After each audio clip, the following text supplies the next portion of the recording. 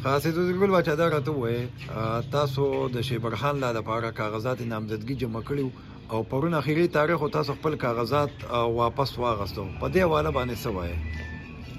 نو دا کاغذات چې مونږ واپس واغستو دا مونږ د خپل پرون مونږ یو مشوره کړې وه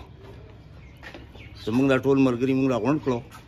د هغې نه مونږ اعتماد واغستو نو مونږ د دې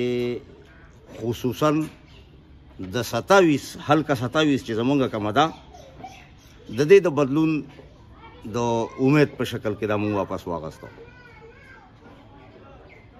او دغه دا دی چې مونږ مختلف امیدوارانو مونږ سره مذاکرات کړي دي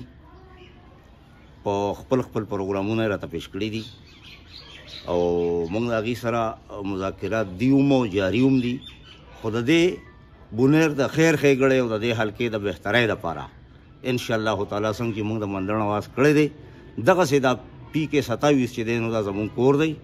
او د دې ټول لپاره موږ سره هلته هم ملګري دي دلته هم ملګري دي زموږ د ټولو د اخري یو بل لا د اختیار ورکولو په رڼا کې موږ دا فیصله چې ده نو دا درخواست واپس اخیستی تاسو خپل درخواست واغستو الیکشن نه کوئ شیبرخان له الیکشن نه کي نو د بل امیدوار سره خبرې پیندلې که نه مذاکرات هم د ټولو سره اوس هم روان دي؟ نه نه نه نه نه موږ داسې ختمي مذاکرات ته هېڅ چا سره نه کوو زموږ مذاکرات په هغه چې یو شعر کې وایي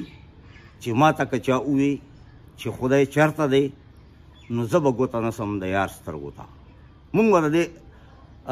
علاقې د بهترۍ امیدوار چې هر څوک یې د ګټې خاوني نو انشاءالله تعالی مونږ چې چاته ګوته ونیسله به ممبر یې دی حل کې او که د ګټې امیدوار د عوامي نیشنل پارټۍ سردار حسین بابک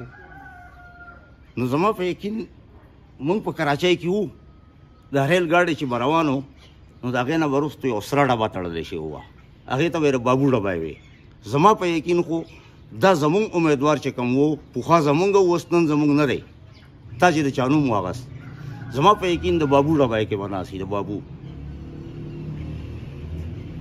ستاسو مطلب دا دی چې د هغه خلاف کوم امیدوار کامیابېدی شي او په اکثریت باندې هغه له به تاسو خپل ووټ په وله ورکوئ ټول